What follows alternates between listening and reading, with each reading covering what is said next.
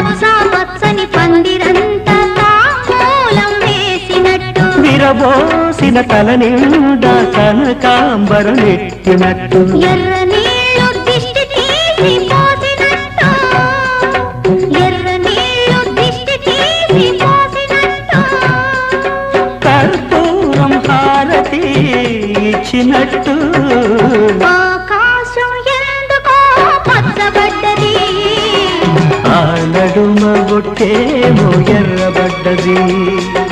వీటిగాలుల తాకిడి సాగే గువ్వల అలజడి రమ్మని పిలిచే పైబడి